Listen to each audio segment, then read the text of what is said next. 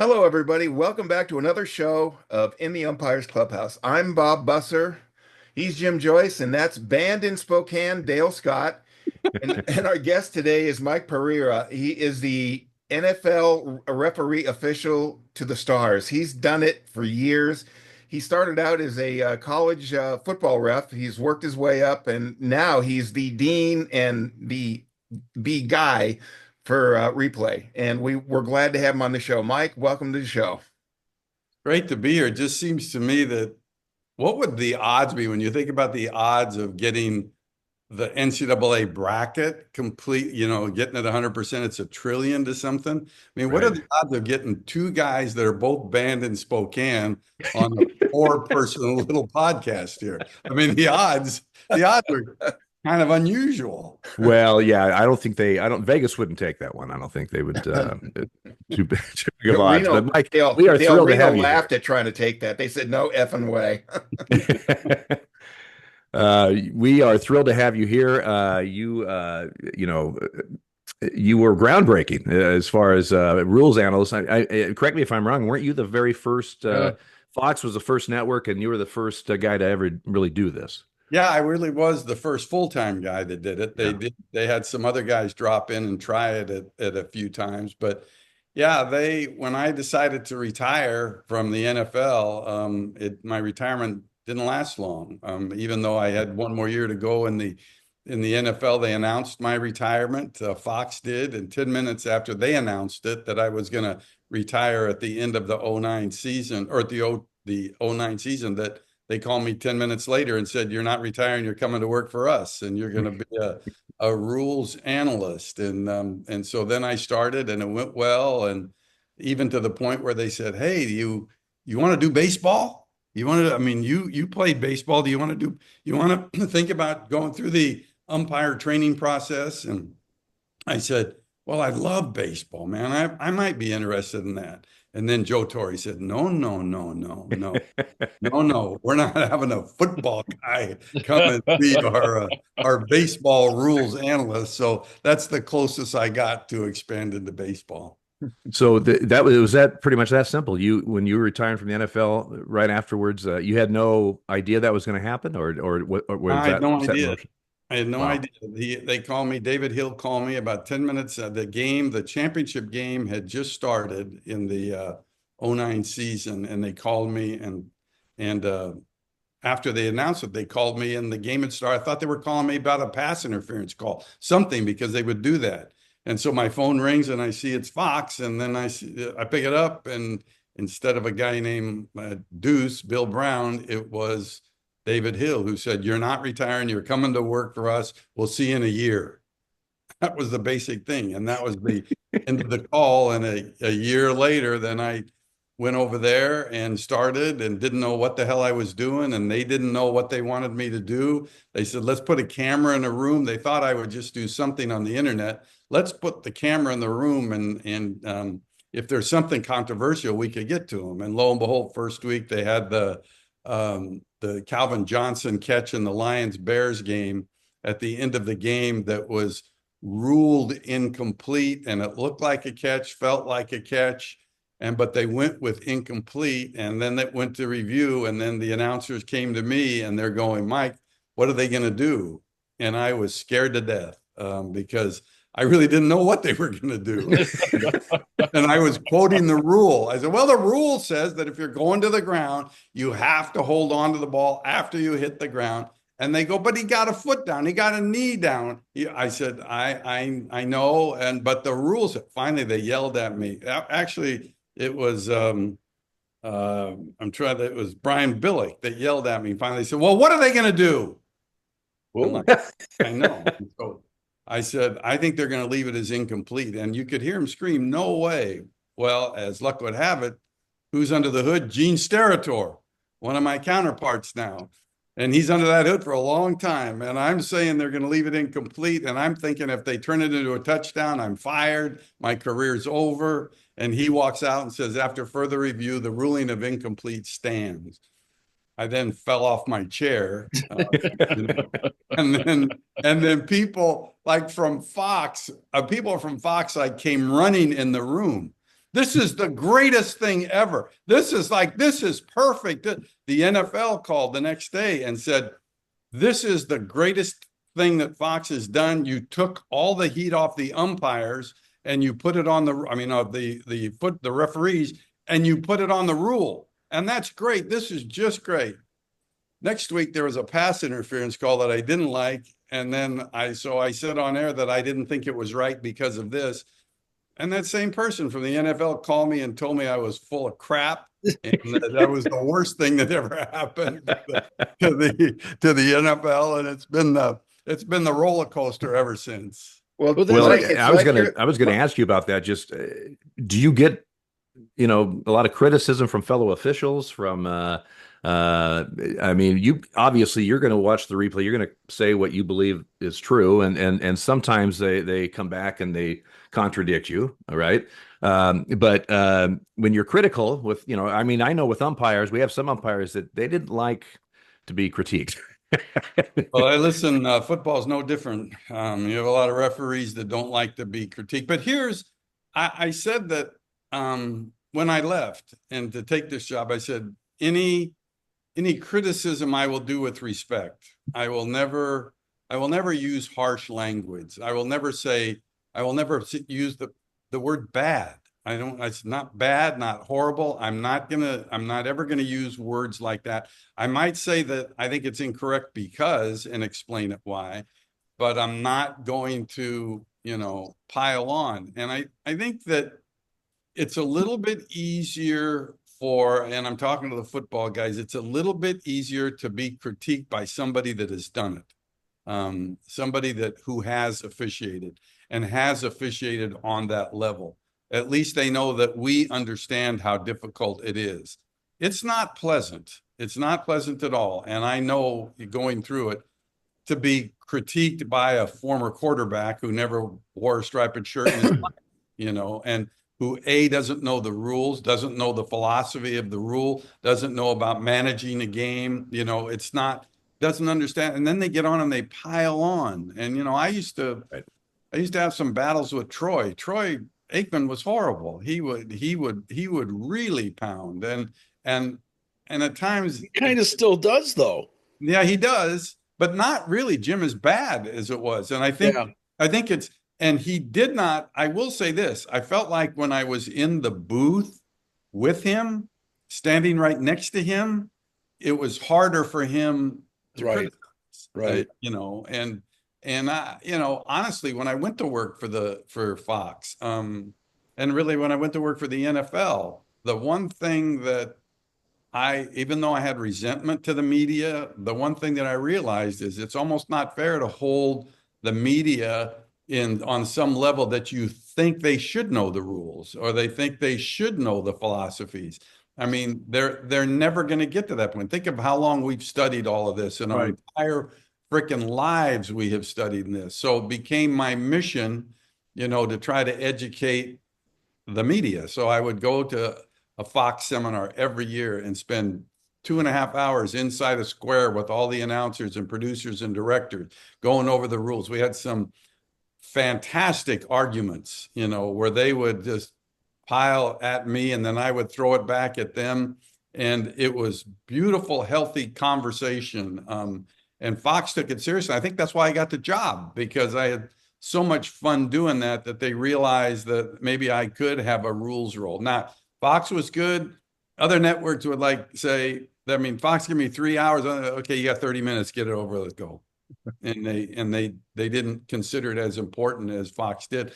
But I've always felt now that my job is to teach. And it's just now I'm not teaching 130 football officials. I'm teaching, maybe 60, 70 talent and I send out weekly videos. We send out weekly videos to our people every week. We send out 15-minute videos with plays. And so it's been fun doing that, but I don't think the officials resent me as much as they do others.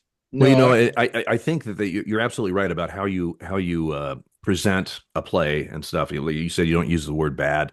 I always said, when somebody would say, well, you had a bad call. And I said, well, no, I don't think it's a bad call. I think it was a misunderstood call. It's a little bit different, but Steve Javie does a great job with the NBA on you'll see a play. It looks like maybe the officials called a foul and it shouldn't, or vice versa. But Steve will set it up in such a way that you're giving the viewers kind of you're looking through the referee's eyes and where he's positioned and all that stuff to try to understand why that call was made, and does a good job of it. It's so easy to just say, "Oh, I don't know what he's looking at. That's obvious. This or obvious, that's. I mean, this is going to be the start of my third year doing rules analyst for MLB Network. Myself and Brian Gorman and Ted Barrett, and I've learned that when you see a play that's obviously wrong, you're an idiot to say, "Oh, he got it right." Everybody can see it, but let's try to help everybody understand maybe why he got it wrong. And also, a lot of people, the viewers seeing it from the camera, they're seeing it. But I always say, look where the official's at, look where the umpire's at. That's the view he saw, and maybe and try to at least help them understand that. And I think you do a great job with it. And like I said, Javie does a great job with it. But I do know just from my experience with some, with certain umpires that they do not take criticism well, and it's constructive. I'm not piling on, but it is what it is. I remember when you say they don't take criticism. I remember one of our really well-known referees. And I won't say his name, but he had big guns. I think we know who you're talking about. Tucson. Was he Tucson for a second? He wore extra small referee shirts. Oh, it was Jim Wolf. Jim Wolf. But he called a roughing the passer one time, and I was there for the game, and so it was not a good call. I had Jerry Markbright, which is a former referee. He was sitting next to me. He was a referee trainer, and I said, Jerry, and I'm running the program now. Jerry, that's not a good call. He goes, no, I know, no, that was shoulder to shoulder. That's not a good call. So we met with the crew afterwards, and I said, we got to that point and looked at a video, and I said, this is not a call that we want. And he goes, well, what are you talking about? This is absolutely an argument. You tried to politely say, this is not a call we want. And then, much of officiating has gotten on all levels about grades now. And so argument, I mean, he convinced Jerry Markbright that maybe he was right.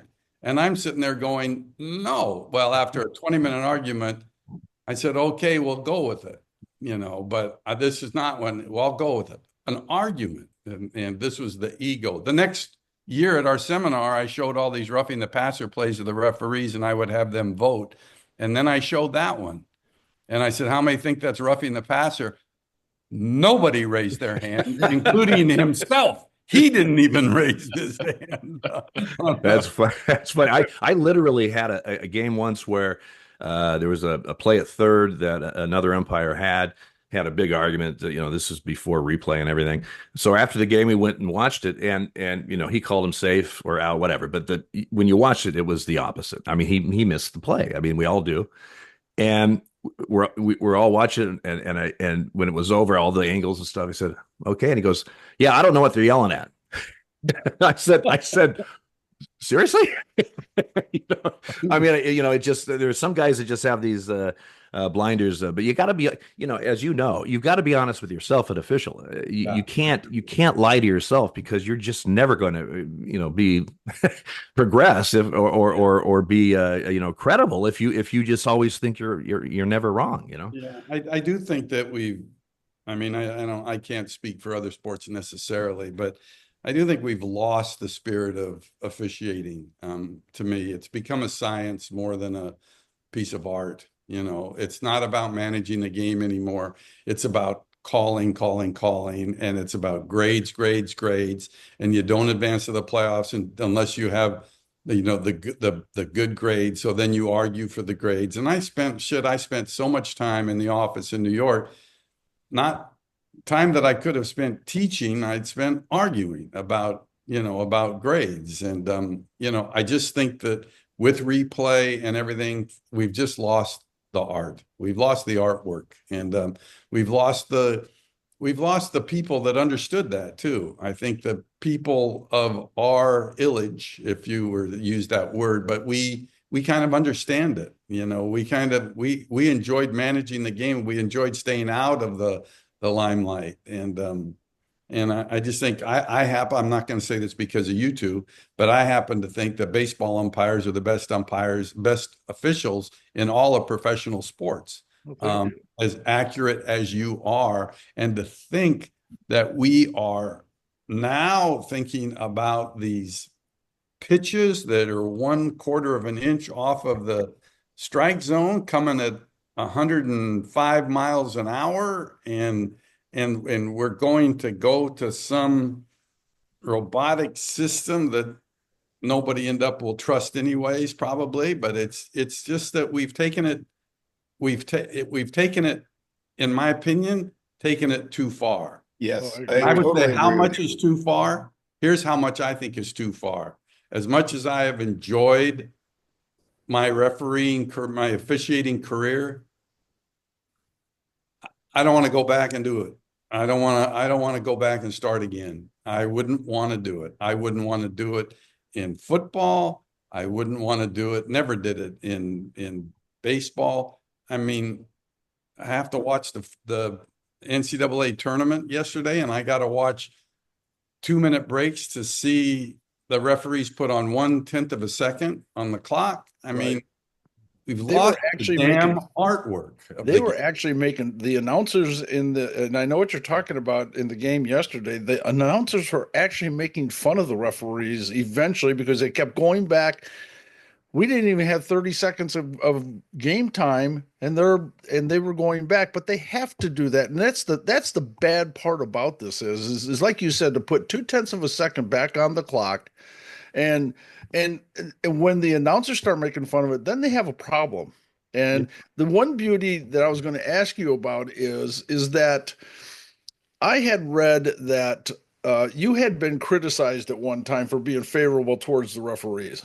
I don't think that's a good criticism as far as I'm concerned. And it just amazes me that somebody that sits and technically watches a game in the booth can write something like that because of the ratio that referees, officials, and umpires are right on the field. And to be criticized for that absolutely amazes me. To this day, amazes me. Yeah, well, Jim, if you look at it, and I've always said this, and I think it's factual. If you just take a football game in the NFL with 150 plays, if we round it to there, I think there's 10 decisions on every play that have to be made. Yes. When it comes to formations, when it comes to the 5 interior linemen blocking, when you talk about your 5 eligible receivers and your impress coverage, what is holding, what is not holding, I could almost conservatively say that 10 decisions on every play, 1,500 decisions in a game. Now you go through it and you grade it and you look at it. I hate that word. You evaluate it, and you see that they made 6 mistakes out of 1,500 plays in real time. I mean, they're not good.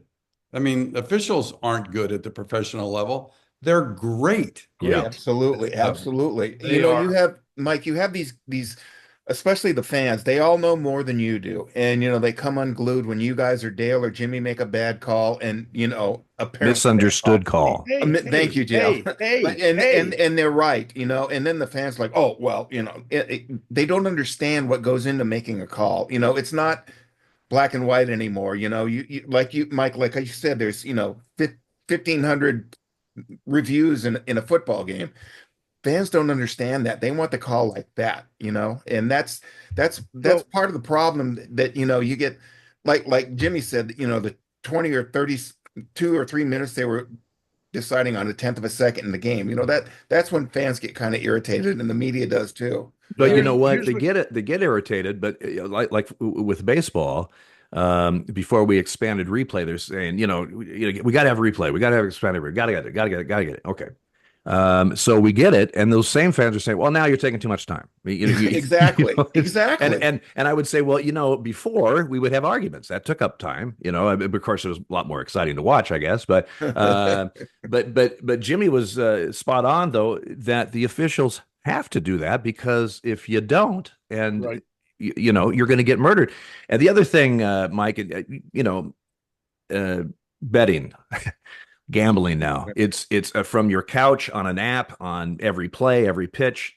I mean, you can bet on practically anything, and they want perfection. They've got their 80-inch screen and super slow mo, watching in 4K, whatever, and a pitch is this far off the plate, and it's called a strike three. And I'm getting screwed, and this and that, and it's just kind of like you said earlier. We've lost kind of the flavor of the game to a computer, video game or something. Well, And but I mean, even like if I speak from Fox, college football, by there the you way, go. we've brought that on. I mean, I don't want Yes.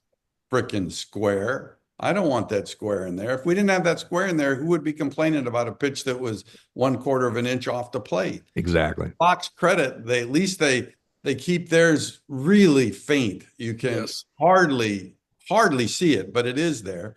But technology has laid us to bear in all this stuff, and I mean, I understand it, but like you said, we have to be right in everything. Well, why don't they give the same ire to the player that fumbles the ball or the quarterback that throws the interception? I mean, we've lost the human element of this game to a degree because we've let technology, and guess what? It's not going away. No. No. I mean, it's going to become more and more intrusive into the game. I mean, my favorite people in all of football were the 85-year-old overweight guys holding the chains, and to see that, and they were all related, all family related, and to see them run out and hand that rod to the umpire and let them stretch it out. They got is it not? Is it not? Oh, it's just short. The excitement of that. Now we're going to a video thing, and Right.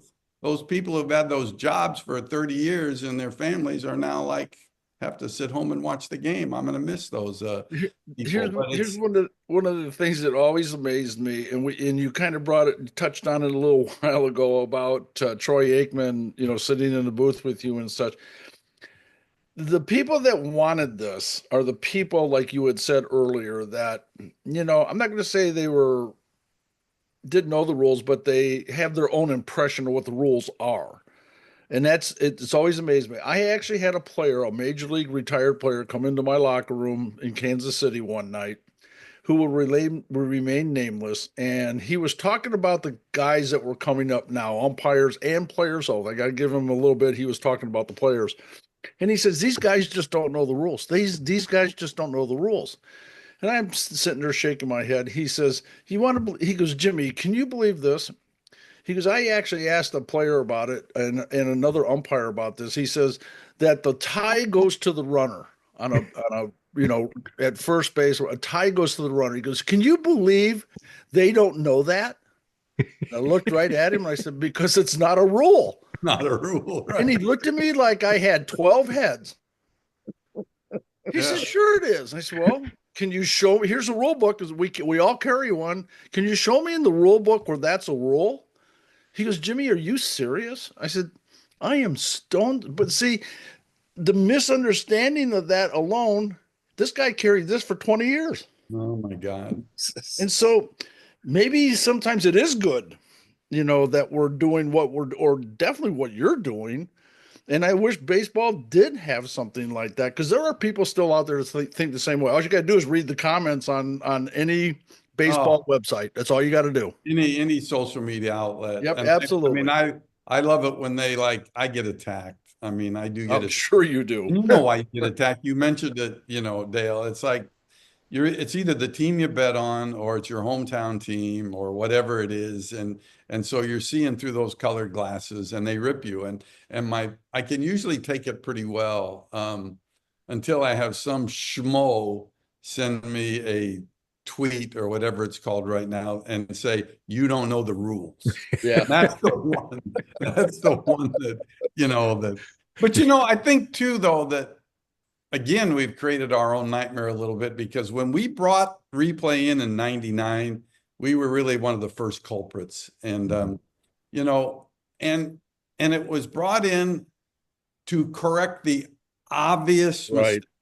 obvious mistake. I mean, and I remember Mike Patrick, who I really loved. He was with McGuire and Theismann, and his thought as replay moved on a little bit. He said one time, replay, the guy's under the hood for 3 minutes. He said, replay needs to be that if you look at it the first time and it's wrong, correct it. If you have to run it back and forth and back and forth and back and forth and back and forth and back and forth and look at it for 2 minutes, it's not obvious. Let it go. Jeez, we're into every angle, looking at every fingertip that might touch a basketball before it goes out of bounds. We've just, and I'm old school. I got to get over it. Yeah, well, I think you're sitting with two old schools right here. Well, Bob is ancient, but we Hey, we Dale's the young one. That's right. You're the baby here, aren't you? Yeah, So, Dale and I are the young ones. Yeah. So thanks. Well, but we sit in replay. Well, when we sat in replay, we used to sit there in the same thing. We'd see a play at second base on a steal, and the string of the glove would hit a guy. I mean, first of all, you can't see that. And when you bring that up in replay, you feel like a total horse's ass when you got to tell a guy that you've worked with that the guy is out at second base because the string of the glove, and now they even have rules on how long the string of the glove can be. And so it's turned into almost, a shit show, Jimmy. It's a shit show. Okay. Thank you for that. It is. I Jim, 'cause agree. I agree in our sport also. well, yesterday, I don't know if you saw it, Gene, how do you pronounce it? Sabator? Sarator. Gene Sarator. My apologies, Gene. He That's went on. what I used to call him. You know what I used to call him? He really hated it. Statutor. Oh, He really hated that. Gee, I wonder why. Well, now, I was going to try to get him on the show. Now I know how to address him. There you go. But he had a great interview on that winning shot for Maryland, I believe. Yep. Yeah, I saw it. And they said, well, technically, was it traveling? Blah blah blah. And he just broke it down that when we go frame by frame, and get just so overly technical on this, and we have to judge of this and this and that. He goes, look at it in real speed. Look at what the rule is, and trust me, if we would have called traveling on that, it would have been a oh my God, implosion. But there are those who didn't want that basket, so they're going to say, oh, they screwed, or whatever. Right. It's a shame. Win, you can't our win. world. It's our 50% of the people hated that call. Exactly. 50% of the people thought that was the best call since Nesbitt put up the peach basket, for Christ's sake. And so Mike, 90% of those in our business thought it was the right call. Oh, absolutely. Yeah. Hey, Mike, I got a question for you. My wife came up with this. She's a big sports fan. She goes, now there is a new rule where defensive holding is no longer an automatic first down, right? Correct? Proposed. Do you think that's going to happen? And what's your view on that? I don't think it should be a first down myself, but that's just me. The problem is, you always look at the problems that may present themselves that you don't think about. Yeah, you think it's 3rd and 25. And you get a quick grab of the jersey and it's called a hold. And that seems unfair that becomes a first down. It becomes so punitive. But I think the flip side of that is, are you going to play it differently on defense? Knowing that it's not going to be a first down, are you going to get much more aggressive? Yeah. Hopes that the official doesn't call it. I mean, you might grab them once and then it goes 3rd and 20. And then, you grab it again saying, are they going to call it 2 in a row? And, I think they'll take advantage of that. And, right. Yeah. And I think that's the danger. And let's remember that there's a clear delineation between, in my mind, what the competition committee wants.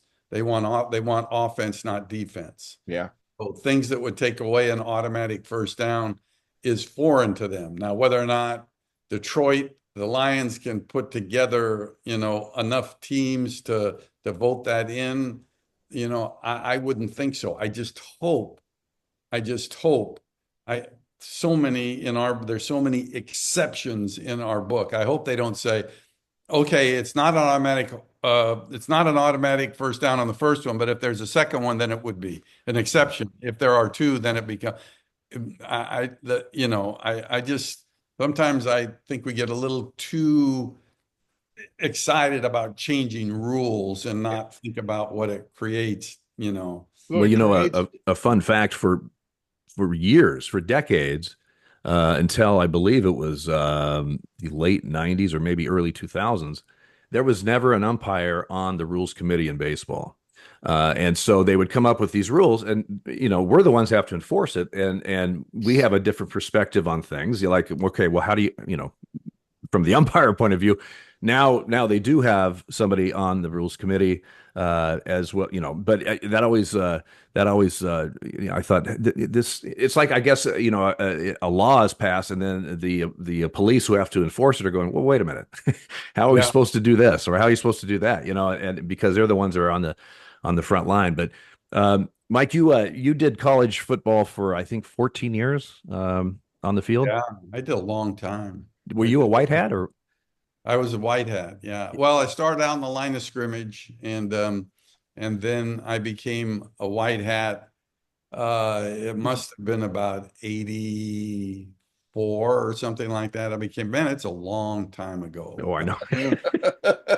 I was at a small conference out in California called the PCAA, and then I went to the WAC, and I was a line judge for 1 year in the WAC, and then I became a white hat, and I loved officiating. I really do. I still do. Obviously, I've been involved in it since I first started officiating Pop Warner football in 1971. Yes. How old are you? I'll be Well, no, 75. when you first started. Oh, I was 21 years old. 21, yeah. So, and I'll be 75 coming up. So I've been in it a long time and love it. And I've been involved in all parts of it. And I love college football. I mean, I just think college football is so Thank cool you. with the I passion love of college football. It's the Yeah. to me, it's the best. Do you have Well, any you stories get about you, do you you, have you any stories about the whack, like up in say Wyoming, in a snow game or anything? You got any good things on that? Oh God. I mean, the trips to Wyoming to Laramie were awesome. And yeah, you get into the latter part of the season. And I avoided the snow pretty much. But the whack between some of their plays, even the Air Force Academy can get really cold. It was a fun league. I mean, there were actually 16 teams when I became their supervisor of officials. I was actually the WAC supervisor and an NFL official at the same time. And so Wow. I had this dual role for 2 years with 16 different teams, and it was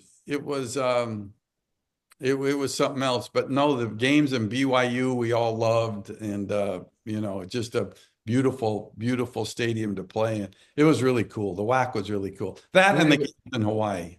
We have a good friend in I don't know if he does football, but he's from Wyoming. Tracy Rigglesby is up in Wyoming, Yeah, and he has Cheyenne. invited me to football up there. And I kind of, said to my wife, "Are you crazy? I'm not going in December 1st. I'm going to Wyoming to watch a football game. No, thank you. And then you're Thanks, gonna have to thanks, you Tracy. ragtime Cowboy Joe, ragtime Cowboy Joe. I actually went to Laramie when Oregon played there a few years ago, but it was in September. It was Yeah, there you beautiful weather, and You were lucky, Dale. It was just, yeah, it was very. it was just snow flurries at the time. Josh Allen was the Yeah. Wyoming quarterback. But He's done all right. I did football for 18 years, just high school and stuff. I did basketball for 18 years, but I always thought the football rule book was the toughest rule book by far. They have so many exceptions. It's this unless it's the goal line, and then it's a whole different set of events. Or I always thought basketball was the easiest rule book, but maybe the toughest thing to call.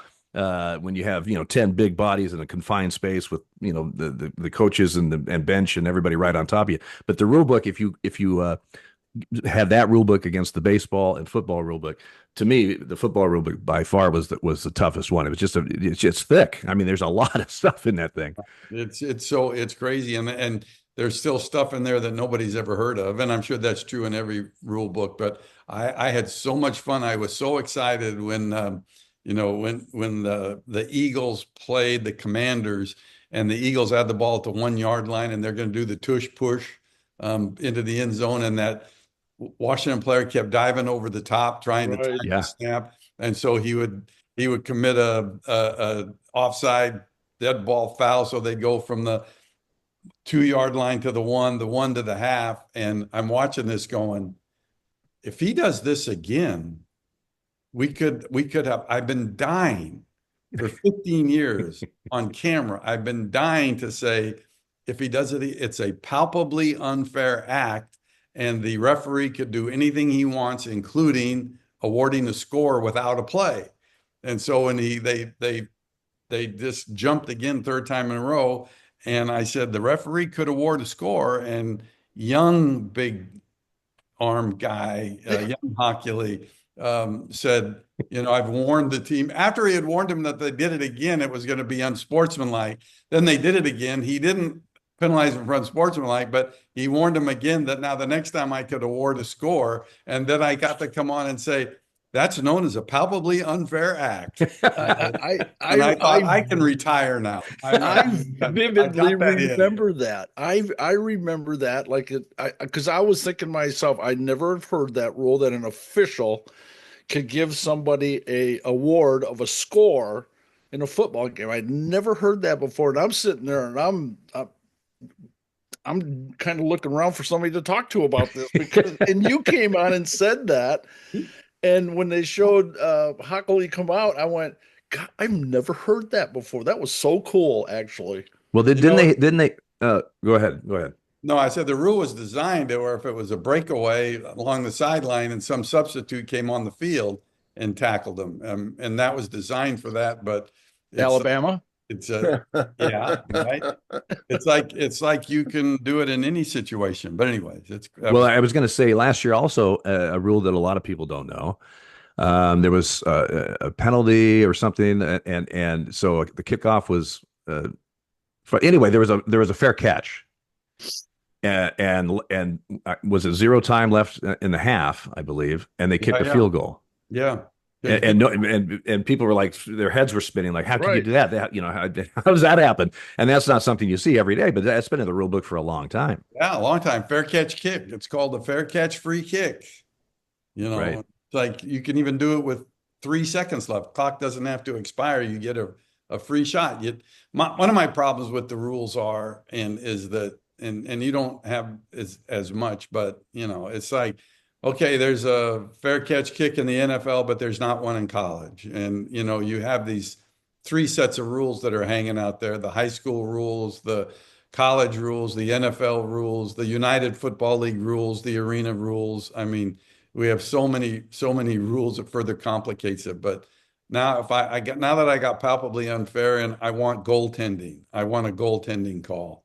And I want to see the fans go crazy when the referee comes on and said goaltending defense number 85.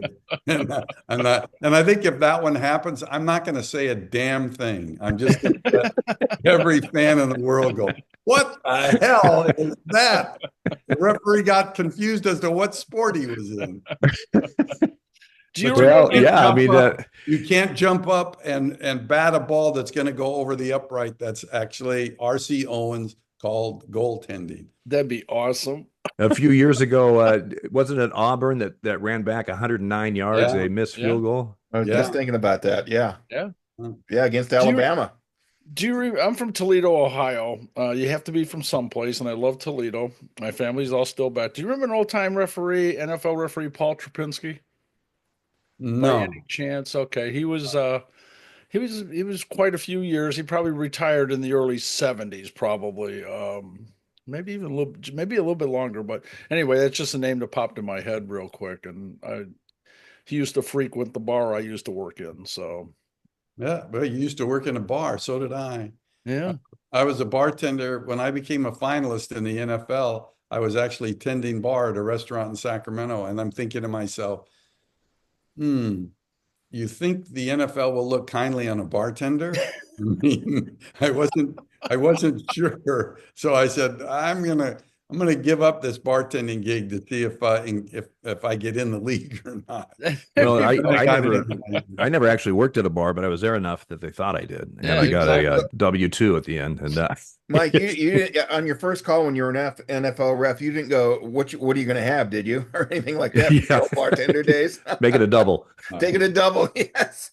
I remember, you guys will appreciate this, but I remember one of the first calls I made. It was in Dallas, and it was a pass interference play. I called pass interference. I was a side judge, so I called pass interference, and I was like, boom, threw the flag. Felt good about myself. The veteran linesman came downfield and said, "What do you got?" And I said, "I got pass interference." He goes, "Not a good call." He said the defender went straight up. That's all I said. Now I'm like, and then the back judge, again, John Robeson, comes over and said, "What do you got?" And I said, "Pass interference." He said, "Good call. He played right through his back." So now I'm going, and it was not a setup. These guys both meant this.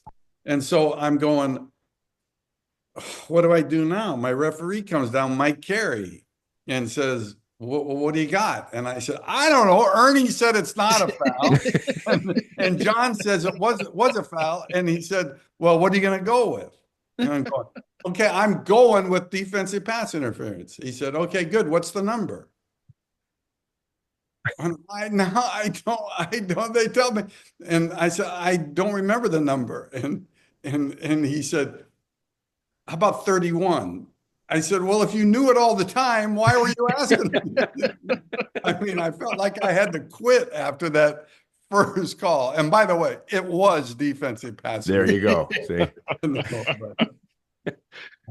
Yes. I had a longtime crew chief actually walk up to me one time, and I was yelling at a bench because me and the manager didn't get along. And in between innings, I'm yelling, screaming at the bench. And all of a sudden, Larry Barnett comes walking up to me and he says, Jimmy, what are you yelling about? And I said, well, that son of a bitch is screaming at me. He goes, I'd let this one go. It's not him.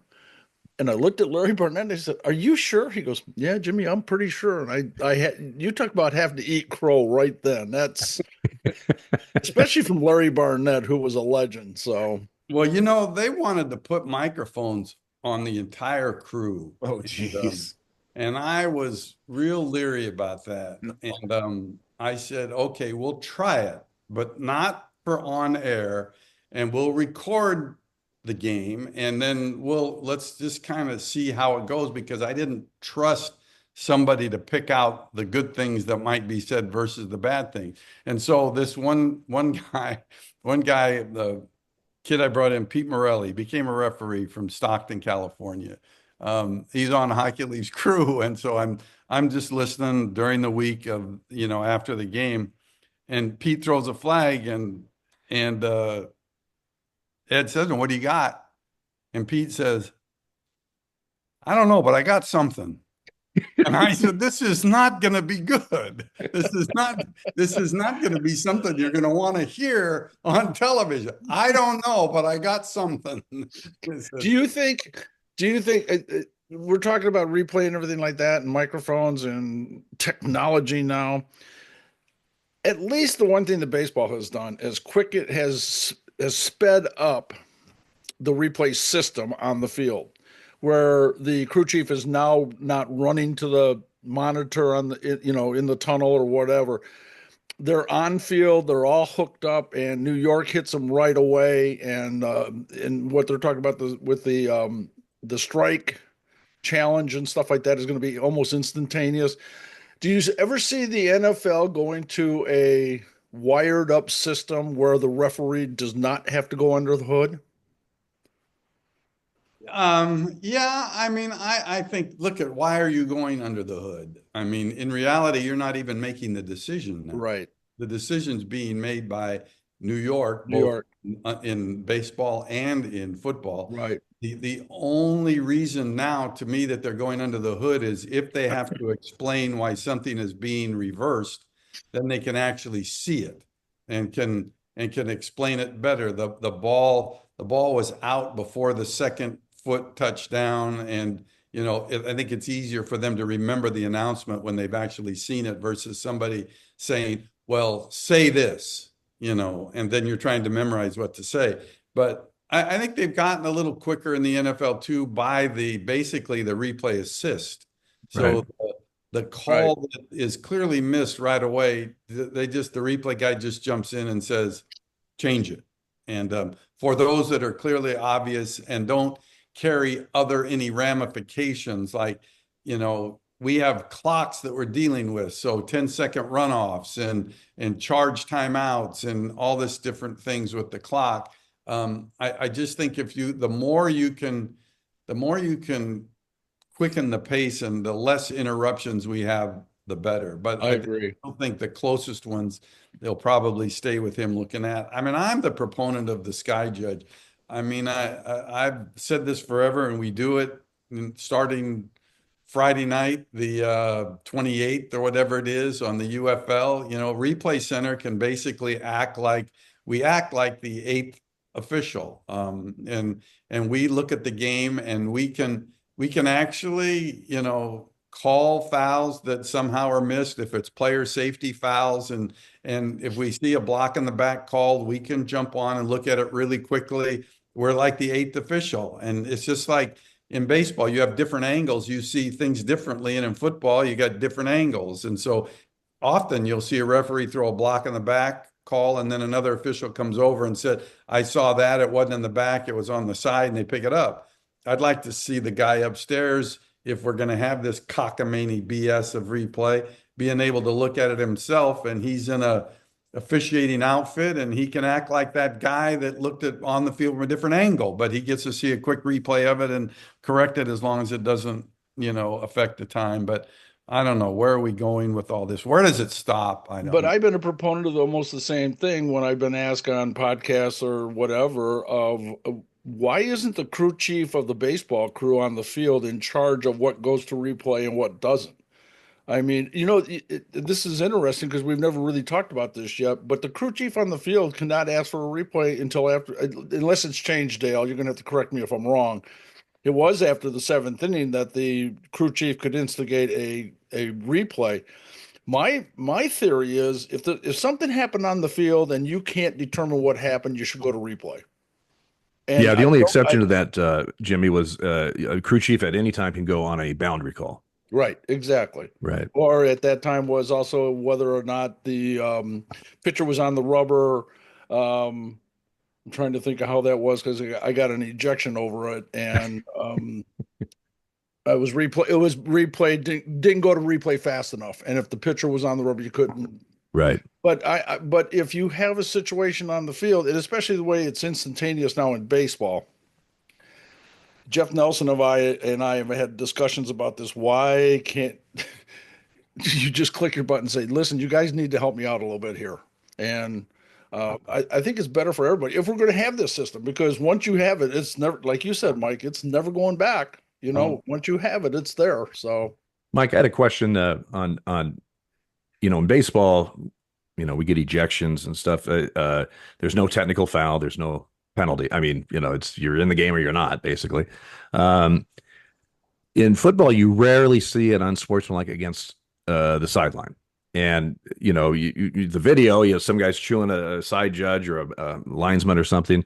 Rarely do you get a flag in college or the NFL and I know some football officials that are friends of mine, and some of the stuff that they are said that coaches tell them would have been ejected in a heartbeat in baseball, but it doesn't even get a flag. Is there a philosophy? What's the philosophy on an unsportsmanlike on like on a coach or something like that?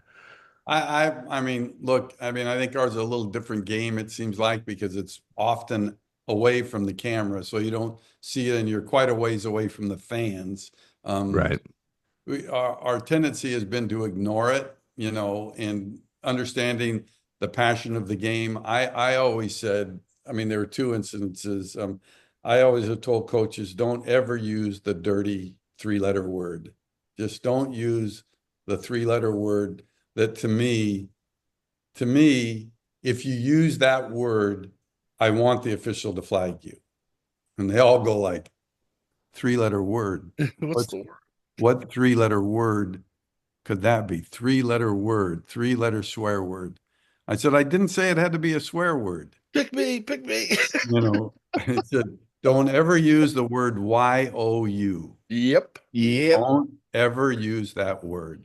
If you use that word, then you just turned, frustration, you just turned it into a personal attack. Personal attack, Yeah. exactly. And that's our rule also. Yeah. So that's And I think that's a you put fair that rule. handle on it, and Yeah. You're I'm gone. not responsible for what happens afterwards. Yeah. When I was in the WAC my first year, so it would have been 1996, the head of the officials, and I had the 16 teams. I brought all the coaches. I brought all the coaches into our clinic in Colorado, and I had all the officials and all the coaches. And I said, okay. I mean, I knew I had worked some games in the WAC, obviously. And I said, got a new rule here. And I had all the coaches in the room. I said, no swearing at all on the sidelines. And I said, if you swear, I don't care if you use the 3-letter word or not. If you swear when you're yelling at an official, automatic flag. And I said, and if I see you swearing at an official and the official doesn't throw the flag, I said, you're fired. I had them all in the room. So they go. Ted Tollner was coaching at San Diego State, and he's in the room and he goes, Mike, I'm not going to be able to coach. No. And I'm going, I said, I don't care. I said, this conference is so out of line with the behavior toward officials, no swearing. So the first game I went to, Utah State, it was a Utah and Fresno State, and Jim Sweeney was the coach at Fresno State, who was a wild man, and he gets flagged. He wasn't 5 minutes into the game, boom, side judge nails him. So I go into the locker room after the game. They won. I go into the locker room and I sit on the bench, and I'm sitting next to him, and he says to me, I have to do this properly. He said, I just want you to know, I did not call your official a CS. And I said, what? He goes, I did not call him a CS. And I said, well, then what did you call him? And he said, well, since I knew I was going to get 15 yards, I called him a no good MFC.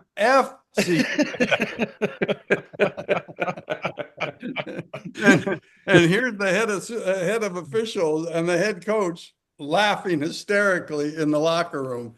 And it lasted about 3 weeks, and then we loosened it up a little bit, but it did do the trick. Well, there was a funny quote that if you outlawed swearing in baseball, the entire game would be mute. Yeah, exactly. There would be nothing to say.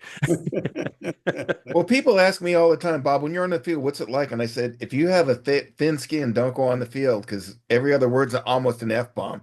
And I said, it's their house. They can say whatever they want, and it's their locker room. They can say whatever they want. You have to play on their terms in that situation, and Jimmy and Dale know that, they know that better than anybody, Just going to dinner's a risk.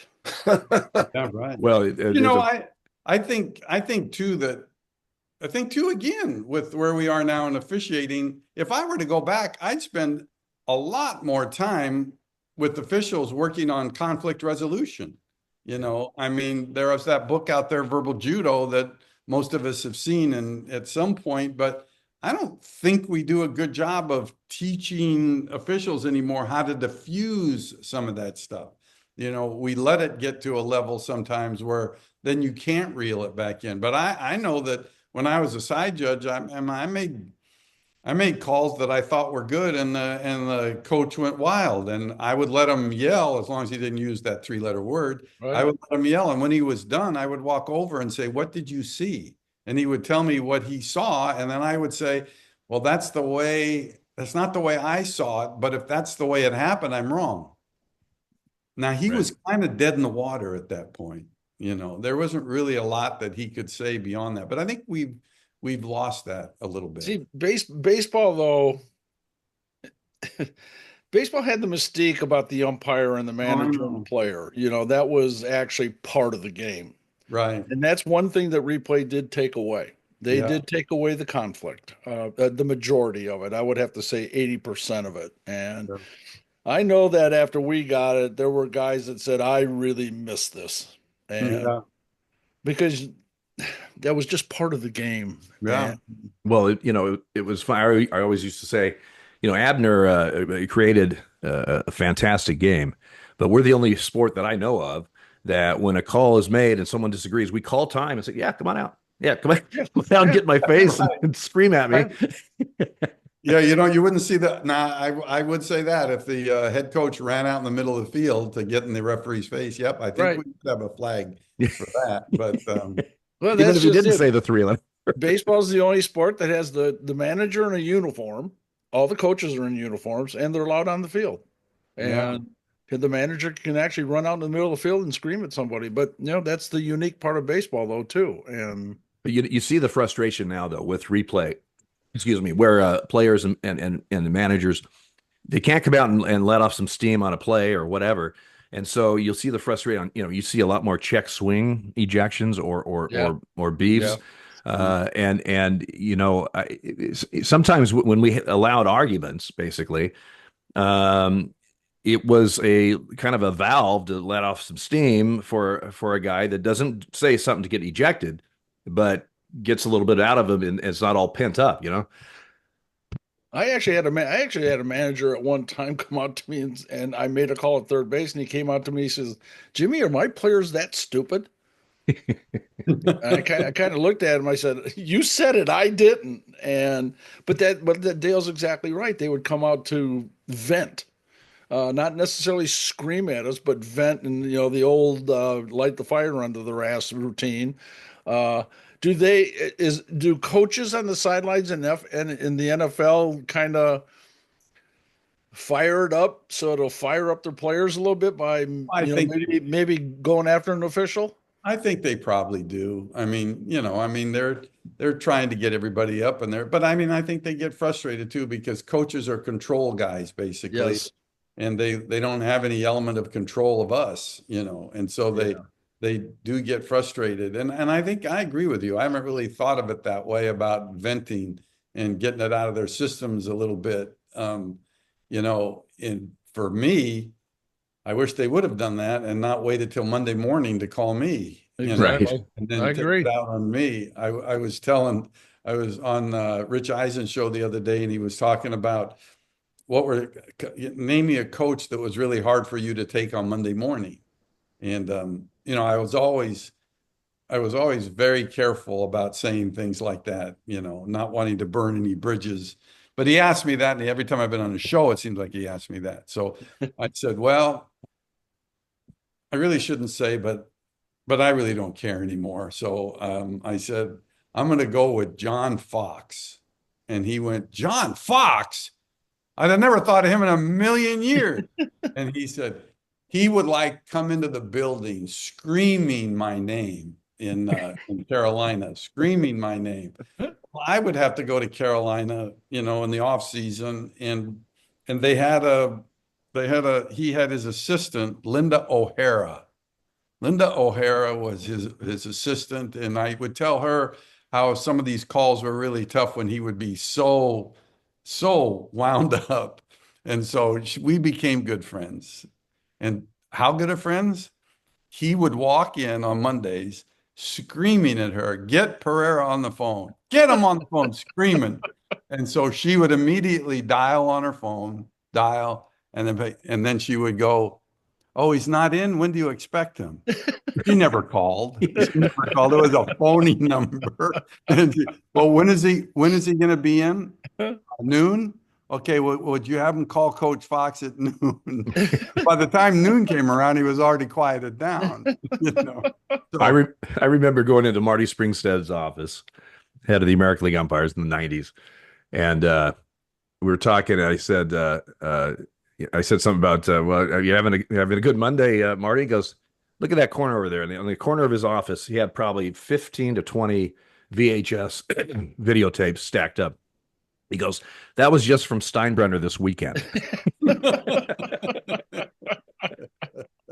And that is a true story. That is a true story. Like, I got Unbelievable. a question for you. In college, targeting is taken very seriously. I mean, you're caught for targeting, you're gone. Why don't they do that in the NFL? Because it is a dangerous precedent to set to hit somebody like that, you know? Well, I mean, you two things to look at, I think. Number one, you could be dealing with a college team that has 110 players for Yeah. Right. NFL, you're carrying 53, and it becomes really a competitive issue. You can eject people, but we kind of save ejections for non-football type acts. So the punch, the kick, those types of things. You're playing the game, and it's an aggressive game, and things happen fast. And on some of the targeting plays, I mean, it's literally, and that helmet hits helmet to helmet, it becomes, it's a foul, even though the defender really couldn't do anything else. Right. So I think the ejection thing, I wouldn't want to get too carried away from that. And interestingly, in college now, I think we're going to see a new level this coming into this year, which is yes, targeting, no ejection. So they're going to take that one that fits the rule of targeting, but really isn't that flagrant, and have that level to where you can say, okay, it is a foul, but not an ejection. Adds gray area, will probably bring in more inconsistency. But I think in trying to be a little bit more fair, it's probably a good step. And that reminds me of like when a quarterback slides. Sometimes that defender, and you got a guy like Mahomes or something on the sideline that you think is going out, and then he keeps going, and guys don't want to pick up some foul on a quarterback. But sometimes that defender, when he's sliding, he's already like committed, and that's just really tough to stop midair.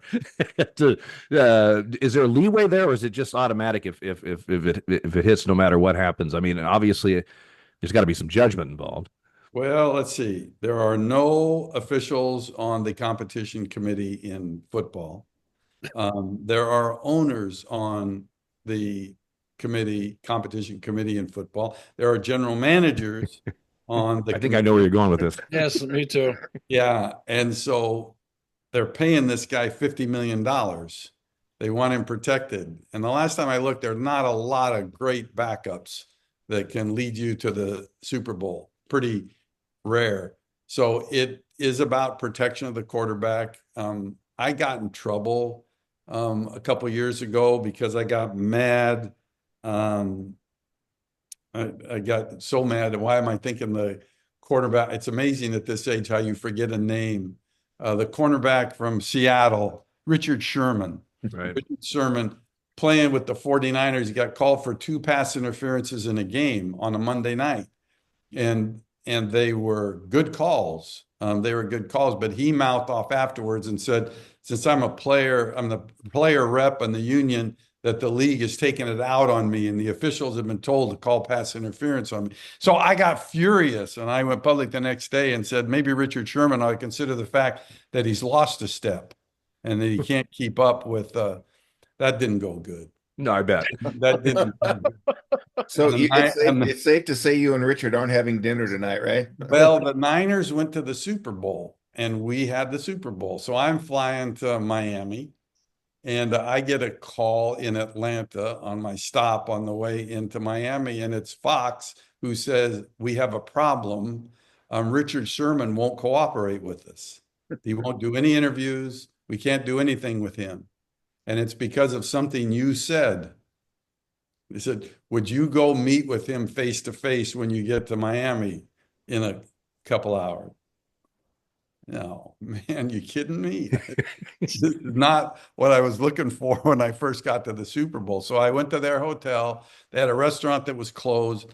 They bring him in, me and him. That's it. Everybody leaves, just he and I. And I was out of line. I shouldn't have said that. I mean, Disagree. yeah, well, I know. But, so I said, look, I started out and I said, I crossed the line. I said, but you really pissed me off. And I said, and this is why I did, because, you went on this tangent and you blamed it on the officials, and both of those were good calls. You've seen them, you saw them. And I said, and it just makes me angry when we get beat up like this. But I do apologize. I got worked up. I said something that I shouldn't have. And he looked at me and said, you said something you shouldn't have? He said, you know how many times I have said things that I shouldn't have said that got me in trouble? And we ended up having a 30-minute conversation. And in the end, I'll never forget with him saying, if I have a kid that wanted to play football, the first thing I would tell him, play offense. Play offense. It's almost impossible to play defense now with these rules. And he's right. Yeah. And like you say, Dale, that last second thing where the defender's committed, you still have to somehow lay off the head or neck area. And it's a safer game, and that's a good thing. I agree. Yeah. It is a good thing. And but yet it's tough. Do you get to sit down with the college officials and talk about their rules and their and what how they call games and stuff? Are you involved with college officials? I'm not. I mean, we do it in our league here with the UFL, which starts up. Those are all college officials. But Dean Blandino, who works with us also at Fox, he works with the colleges. He's kind of the NCAA head of instant replay. So he's kind of the go-to guy, and has talked to them about possibly going to a challenge system. I don't think it's going to happen this year, but and also having a centralized replay center for all of the tournament games, when you get into the postseason. So he's more involved with the rules than I am. But I was in college football for, when you count all my years in the lower levels, for 25 years basically, and I still have a fairly good grasp on the rules, but still have to, I'm in study mode now, there's my rule book right there, UFL. It's a lot thinner than that NFL ones, man. Well, what I was getting to there really is what we were talking about before, and Bob had asked the question about the helmet to helmet contact in the NFL, how it's called helmet to helmet contact. I wish they would just change the terminology in the college game from targeting to helmet contact, because I think that takes targeting, to me, is a terrible word, and it means to me is totally on purpose, intentional, and maybe that's what they want. I don't know, but we know as officials and being in sports and stuff, probably 99% of the time, and that's not true. And I would love to see the terminology in college football go to something a little milder, like helmet to helmet contact, like you're saying. And then maybe on the second one, if they get two personal fouls, there's a problem. So that's what, and I'm a baseball guy, but my son's a football guy. So we've talked a lot about that. Well, I always say too, whenever, because of targeting in college, people think it's targeting in the NFL too. Yes, yes. The word, and I go, don't use that word. People hate that word. Generally, people hate that word. And I think now the NFL, they have changed pretty much everything. They just go to unnecessary roughness. And so leaves us a little bit, and rules analysts out to lunch, because we don't know if they called a hit to the head or neck area or a helmet, so leaves us a little bit in the lurch. But I think it's better, because when we talk too much sometimes on the microphone, what we do is we put ourselves in a box. Yeah. If we want to get so specific with the microphone, well, it's a foul because he hit him with the crown of the helmet in the side of the side of the ear. Well, okay, you say that, but then you look and, well, he didn't hit him with the crown of the helmet, period. He hit him with the shoulder. It's still a foul, but Right. We boxed ourselves up by trying to get a little bit too specific when we're trying to describe something that we saw in real time and everybody else is looking at it for the 10th time in slow motion, We're getting near the end of it here, guys. Yeah, we're coming up on it. Mike, you were great. Thank you for come on, doing let's this. keep going. Let's go. I'll go as long as you want. We could have Mike on for Why, another- why would I want to leave this conversation? Oh, God, geez. Oh man, that's I mean, terrible. Okay, you just pissed three guys off, Mike. Well, it's a way to wind it up. It's just to do I that. like that. And I know you're mad at me and you want to. I didn't know Sacramento had a. Well, never mind. No, here's the thing. We got to do another show with Mike, but at his house. You see what I'm saying? So There we you can get go. on the deck. Live. There you Live. go. There we can do Mike, it. thank you for coming on. We've really enjoyed this. You've opened up a lot of eyes on there's so much with penalties and refereeing that we haven't even touched yet. We're going to have you back sometime in the near future. Thanks for coming on. We will see you again next time. Thanks, Mike. He is Dale Scott, the one and only Dale Scott, banned in Spokane. He is Jimmy Joyce. He's Mike Pereira, also banned in Spokane. Yes. I'm Bob Busser. Thank you for joining us. We'll be back again with another episode. And always remember, take the road to the left. You never know what you'll find. And subscribe to this podcast. Subscribe. Thank you, Dale. We got to have that in the beginning, just your deep voice. Thanks, everybody. We'll see you next time. Bye-bye.